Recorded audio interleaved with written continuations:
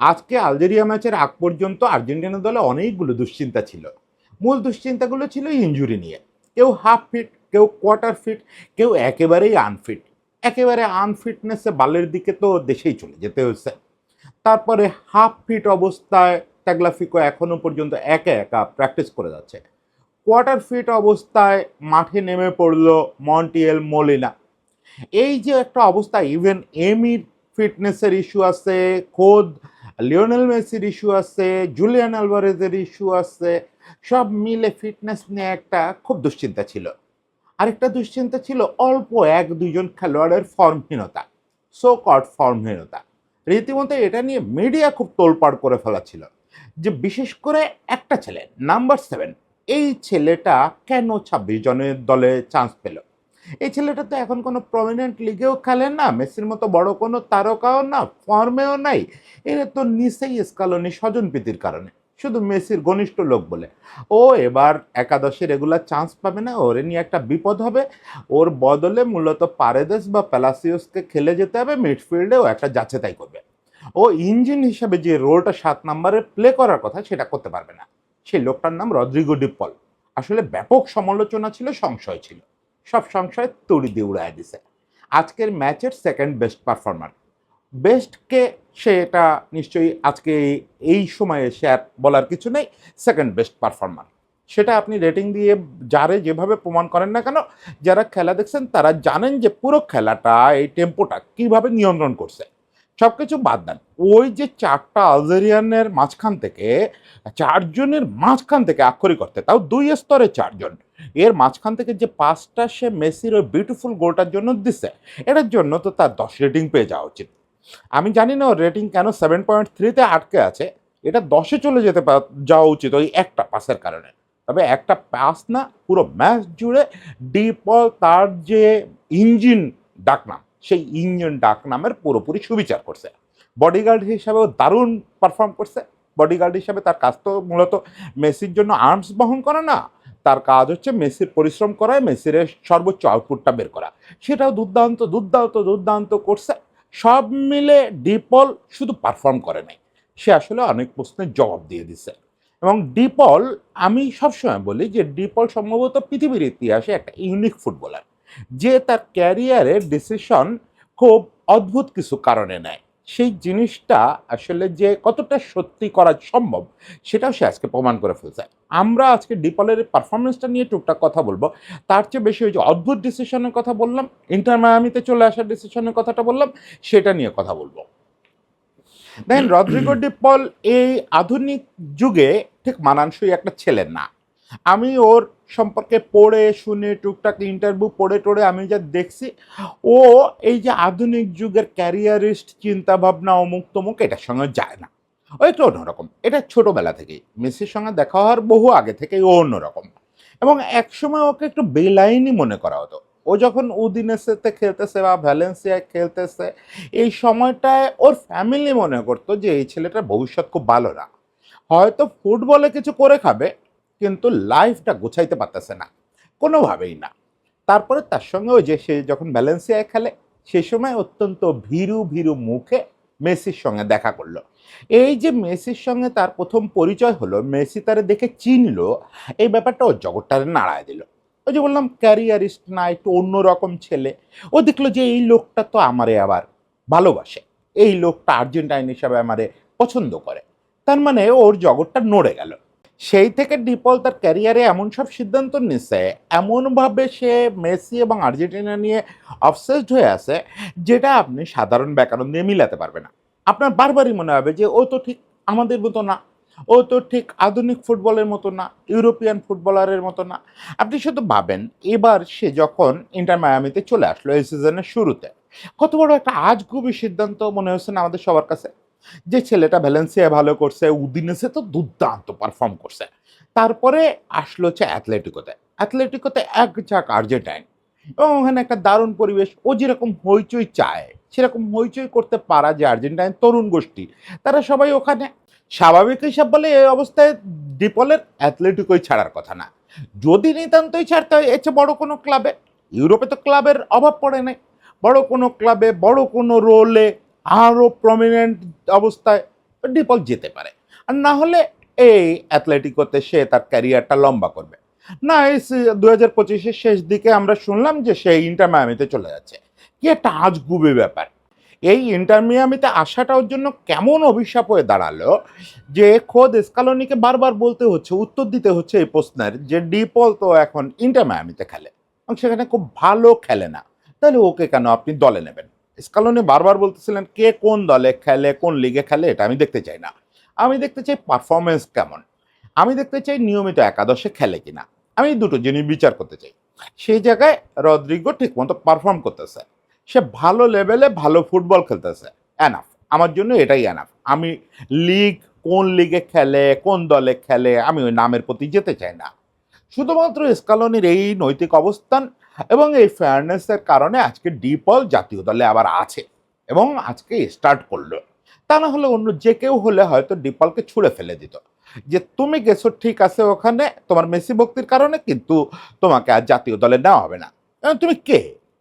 Inter Miami কে? MLS কে? ওটা তো আমি চিনি না। আমি তো চাই বড় বড় দলের বড় বড় খেলোয়াড়। ইউরোপ জুড়ে খুঁজলে ওরকম ডিফেন্সিভ মিডফিল্ডার বা ইঞ্জিন টাইপের midfielder, box to box midfielder আপনি এক গাদা পাবেন আর্জেন্টাইন।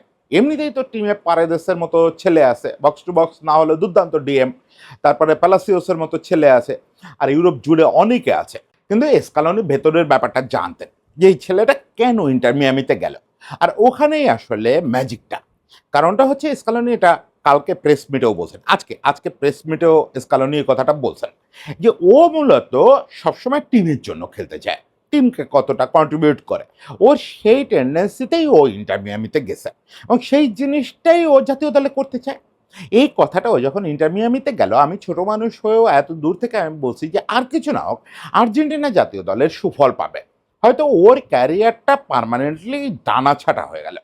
30 বছর বয়স, আরও 5-6 বছর ইউরোপে ভালো ক্যারিয়ারের একটা সম্ভাবনা ছিল। সে হয়তো স্বপ্ন দেখতে পারতো স্প্যানিশ কোনো আরও বড় কোনো দল, অ্যাথলেটিকের ছোট দল বলতেছি না, আরও বড় কোনো দল, বা ইংলিশ টিম, ইতালিয়ান টিম, কোনো এক জায়গায় সে আরও বড় প্রমিনেন্ট একটা রোল নিয়ে যাবে, এগুলো হতে পারতো। কিন্তু তার ইউরোপিয়ান ক্যারিয়ার তো আর বড় হবে না, ওখানে শেষ হয়ে গেছে। সে যে মুহূর্তে আমেরিকা আসছে, খুব বেশি হয় এরকম হয় না। শুধুমাত্র এটা ডেভিড বেকহামের ক্ষেত্রে বোধহয় হয়েছিল, আর কি কারো ক্ষেত্রে হয়েছিল, ইব্রার ক্ষেত্রে সম্ভবত এটা হয়েছিল যে ইব্রা এমএলএসে আসার পরে আবার ফিরে গিয়ে ভালো করছিল ইউরোপে। যাই হোক, এটা খুব রেয়ার ব্যাপার যে এমএলএসে এসে আবার ইউরোপে ফিরে গিয়ে ভালো করে, আর ও সেজন্য আসেও নাই। ও কেন আসছে? আসছে হচ্ছে ও আর্জেন্টিনা দলে ওর ভূমিকাটা ঠিক রাখতে চায়। আর্জেন্টিনা দলে ওর কাজটা কি? আর্জেন্টিনা দলে ওর কাজটা হচ্ছে আসলে ও নিজে একটা ইন্টারভিউতে বলতেছিল, এটা গত বিশ্বকাপের পর ফিফাকে দেওয়া একটা ইন্টারভিউতে বলতেছিল।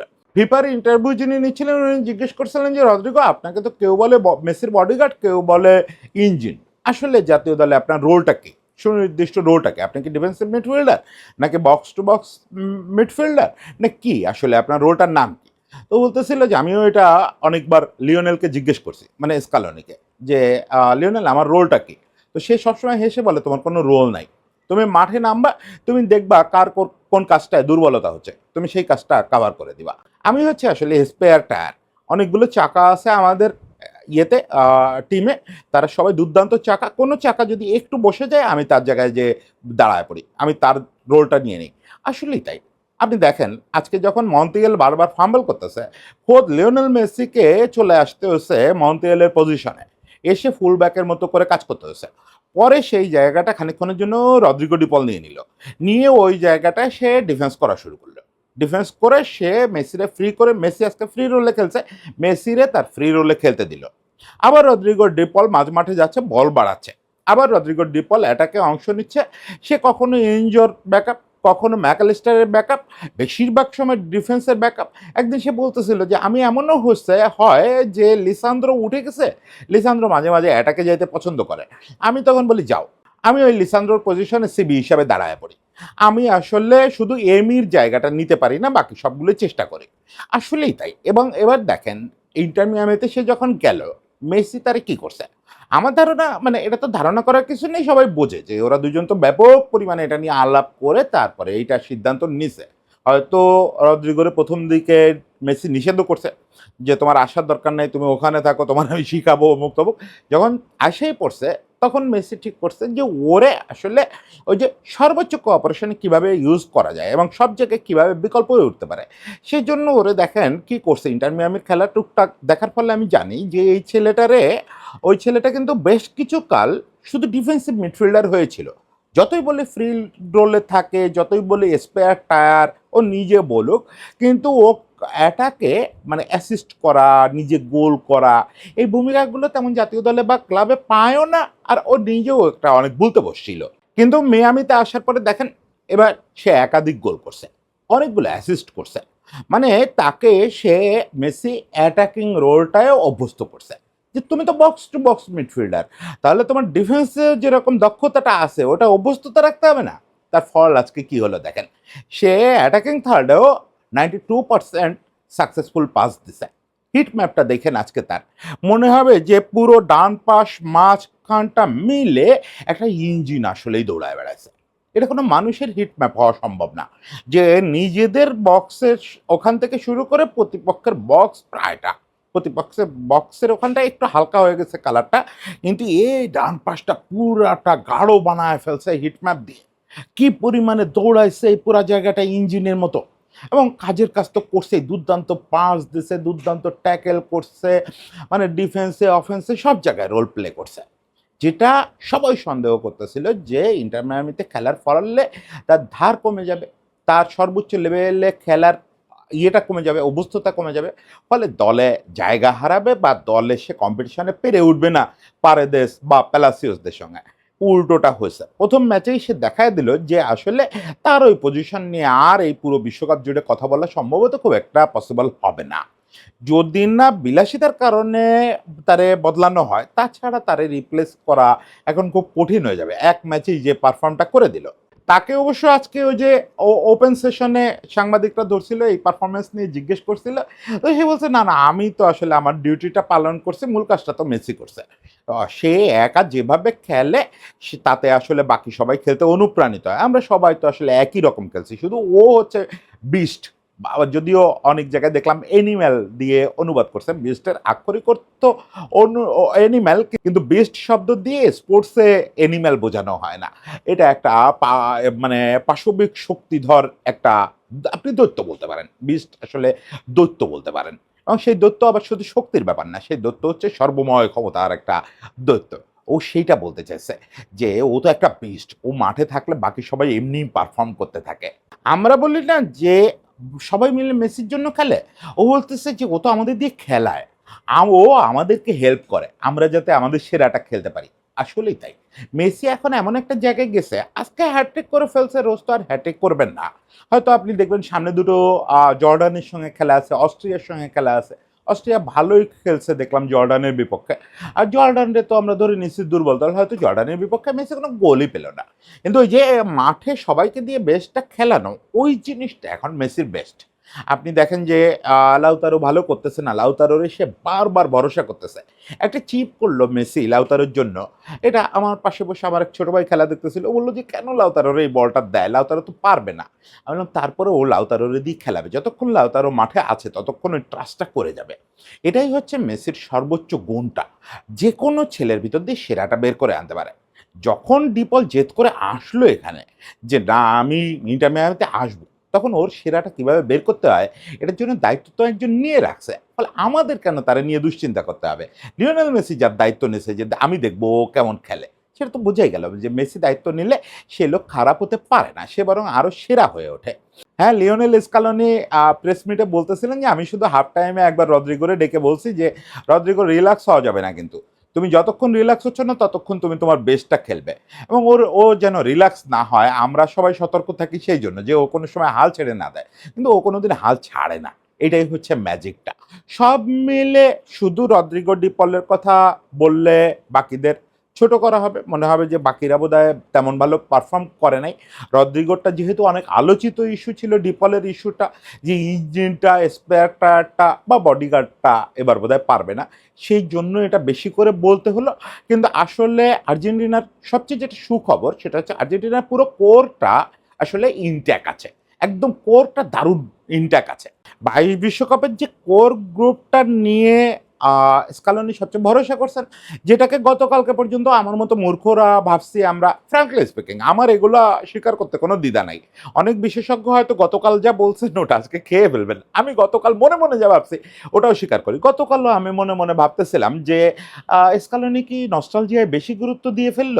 এই প্রত্যেকটা বিশ্বকাপে আধুনিক যুগে আপনি প্রত্যেক বিশ্বকাপে দেখবেন একমাত্র ব্রাজিল ছাড়া সবাই বিশ্বকাপ জেতার পরের বছরেই একই সমস্যায় ভোগে। কোচদের নস্টালজিয়া। যে দলটা বিশ্বকাপ জিতছে ওই দলটা নিয়ে পরের বছর খেলতে যায়। আর এই সম্প্রতি দেশম সেটা করেন নাই। দেশম প্রত্যেক বিশ্বকাপেই টিম চেঞ্জ করতেছেন। হ্যাঁ, এমবাপ্পের তো চেঞ্জ করার কিছু নাই। তো এই জিনিসটা হচ্ছে ইতালিকে ভোগাইছে, বিভিন্ন দলকে ভোগাইছে। ফ্রান্স তো বাদই পড়ে গেল ফার্স্ট রাউন্ড থেকে। ওই জিনিসটা যে আমি এদের উপরে ভরসা করছিলাম, ওদেরই রাখতে হবে। সেটা কি স্কালোনি ভুল করলো? এই ভয়টা গতকাল পর্যন্ত আমিও পাচ্ছিলাম যে নস্টালজিয়ায় আক্রান্ত হয়ে এই লোক খবর করবে। কিন্তু দেখলাম যে তার যে নস্টালজিয়া যাদের নিয়ে তারা সবাই ওয়েল ফাংশন, খুব দারুণ ফাংশন করতেছে। আপনি যদি ২ সিবির দিকে দেখেন, কুটি লিসান্দ্র দুর্দান্ত। তার ইভেন ওটামেন্ডি যেটুক সময় খেলছে যথেষ্ট ভালো খেলছে। কিপার এমি তো পরীক্ষার মুখে পড়ে নাই আজকে। একটা যে গোল খাইছে ওটা এমির দোষ না গুণ ওইভাবে বলা কঠিন। তারপরে মিডফিল্ডে তো দুর্দান্ত, দুর্দান্ত। ম্যাক দুর্দান্ত খেলছে। ম্যাক অনেক বেশি অ্যাটাকে অংশ নিছে। এনজো যেমন ডিফেন্স করছে সেরকম অ্যাটাক করছে। তারপরে ফ্রন্ট লাইনে আপনি যদি যান লাউতারোর বদলে আলভারেজ যখন নামলো স্টিল হি ইজ কাভারিং। সে আলভারেজ তো দুর্দান্ত, দুর্দান্ত। ভাই আলভারেজ আর নিকো, নিকো গঞ্জালেস যদিও কোর গ্রুপে ছিল না কিন্তু আসছে দুজনে প্রেসিং এবং বল উইনিং করা। এই যে ব্যাপারটা এই দুজন মিলে যখন মেসির সঙ্গে এক হচ্ছে তখন একটা অপূর্ব ব্যাপার হচ্ছে, অপূর্ব ব্যাপার হচ্ছে। ফলে এটা একটা স্বস্তির জায়গা। স্টিল একটু অস্বস্তি আছে যে বেঞ্চে আ বেঞ্চে যে শক্তিটা আছে, ধরেন আগামী ম্যাচে আমরা ধরে নিতে পারি যে আলমাদা বেঞ্চেই থেকে যাবে, লাউতারো বেঞ্চে চলে যাবে। সেক্ষেত্রে বেঞ্চ থেকে এসে প্রপারলি অত ফাংশন কে করবে? একটু না ডাউট থাকলো। নিকো পাচ যেটুকু খেলছে আমি খুব মানে রায় দেওয়ার মতন না যে কেমন করলো। এছাড়া পারেদেস আর প্যালাসিওস ভালো অবস্থায় আছে। বাকি যারা বেঞ্চে আছে, আচ্ছা মলিনা যখন আসছে মন্টিয়েলের বিপক্ষে বেটার। আমি অবশ্য ফিল করি যে মলিনা মন্টিয়েল দুজনেরই বাদ দিয়ে একটা ফলস লেফট ব্যাক খেলায়, ইনভার্টেড লেফট ব্যাক হিসাবে, right back sorry, inverted right back হিসাবে বার করে খেলায় দেয়া যাক। বার করে খেলায় দিলে বারকো পুরা মাঠ জুড়ে দৌড়াবে এবং প্লে মেকও করবে। সে একটা আরেকটা অপূর্ব ব্যাপার হবে।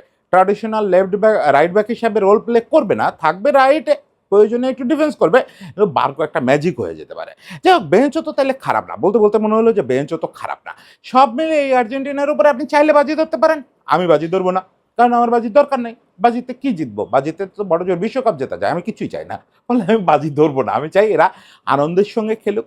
যতক্ষণ সম্ভব উপভোগ করুক। যতক্ষণ সম্ভব। সেটা যদি এই ৩ টা ম্যাচ হয় ৩ টাই যথেষ্ট। ৩ টা ম্যাচেই যদি উপভোগ করে তারা হেরে যায়, এই ম্যাচে উপভোগ করে ৩-০ গোলে জিতছে। পরের ম্যাচে উপভোগ করে ৩-০ গোলে হারুক না, ক্ষতি কি? এই হারা জেতা দুটো সুযোগই তাদের সামনে রাখা যাক, তারা উপভোগ করুক। আমরা উপভোগ করি খেলা দেখে। সবার জন্য শুভেচ্ছা।